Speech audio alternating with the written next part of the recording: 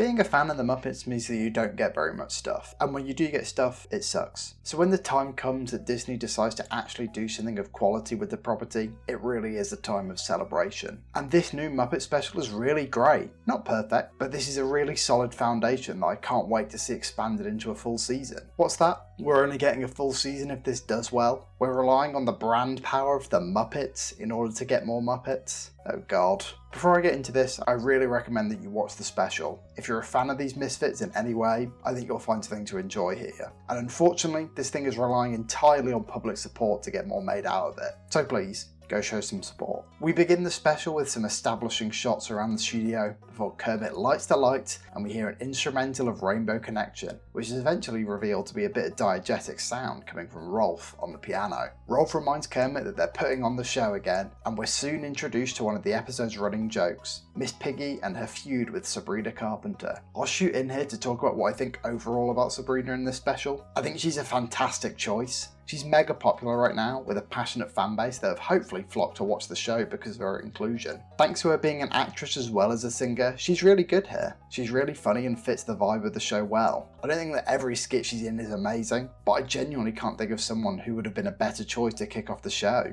This initial skit with Piggy is fine. It establishes the rivalry between the pair, but isn't as lasting or memorable as some of the stuff later in the episode. Is that my wig? I don't wear wigs. When will you wear wigs? And then we get to hear the title sequence. It sounds great here. Looks, sounds and feels authentic. I don't know if I'm a massive fan of the colours. The kind of faded looking pinks and blues aren't overly appealing, but that's not really the fault of the special. They're accurate to the original, so I guess that it's more of a problem with the original than anything. Kermit comes out to introduce the show, and this is a good time to talk about the glaring thing with Kermit in this special. At least, that's what some people would have you believe. Matt Vogel is here as Kermit, which may be a shock to those who haven't consumed any Muppet media release in the last decade. He undoubtedly sounds different to Henson and Whitmire before him, but I thought that he sounded pretty good here. I kind of like how he's doing a somewhat different interpretation of Kermit. Okay, now to kick us off, it's our very special guest, a sensational singer, songwriter, and global superstar, the one and only Sabrina Carpenter.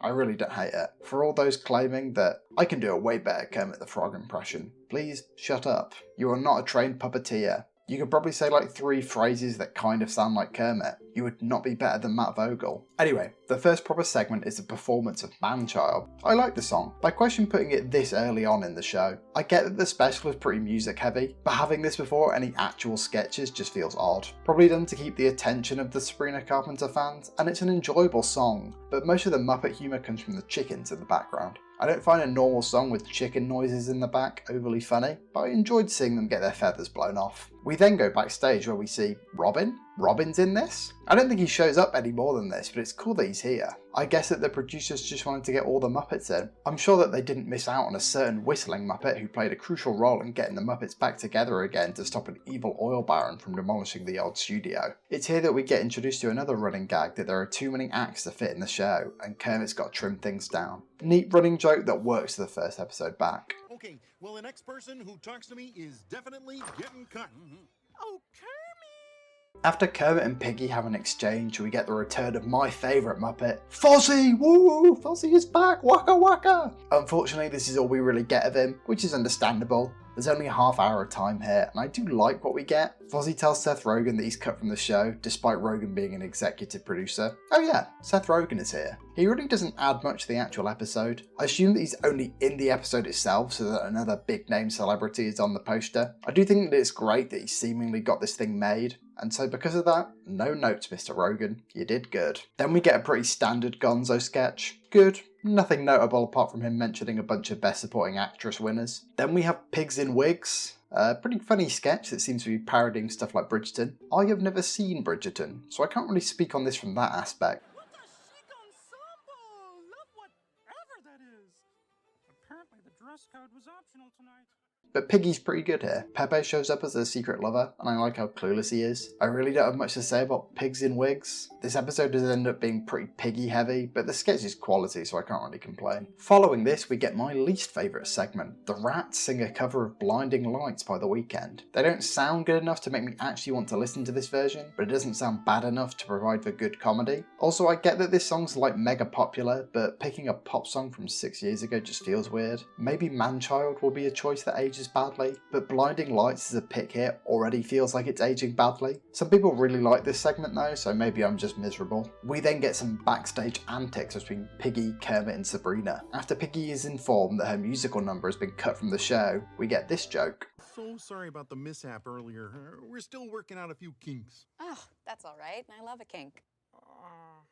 Which at first I thought having this kind of humour in something Muppets related felt odd. Then I remembered that one of the first pilots for the original show was called Sex and Violence, so I guess this fits right in. Plus Kermit reacts in the exact kind of manner that I would want him to. Piggy bursts in and we get a fiery encounter between Piggy and Sabrina. I like how this bit intertwines the two storylines about there being too many segments and the beef between Sabrina and Miss Piggy. We get our first Maya Rudolph bit. Pretty funny little inserts, but they don't add much to the show as a whole. I wouldn't have minded if they got cut and we got some more time with some Muppets who didn't really get much to do in this. Then we got our Bunsen and Beaker sketch. Similar to the Gonzo one, this feels pretty standard, but you can't really complain for a first episode back. I was watching this with my mum and she's the biggest Beaker stan there is, so she really enjoyed this sketch. I just appreciate that these two got their own segment. They got more to do here than Gonzo and Fozzie, which is kind of crazy, but once again, a fun sketch, so I can't complain. After some funny character interactions, we get another musical number, that being a duet of Islands in the Stream with Kermit and Sabrina. Matt Vogel's Kermit voice really fits this song, and that combined with Sabrina sounds great. Piggy interrupts the duet and she and Sabrina make friends. A really nice ending to this little plotline. Side note, after getting knocked out of the boat, Matt Vogel pulls a proper Constantine face and I just thought it was really funny. The final segment is another musical number. Kermit solves the problem of having too many acts by getting everyone on stage to sing Don't Stop Me Now by Queen. I'm happy they didn't pick the obvious choice of Rainbow Connection, considering we already have that on film, and this song is kind of the perfect choice. The Muppets literally singing that they've got something great here, and they don't want to end it. Super sweet. Then, that's the end of the show.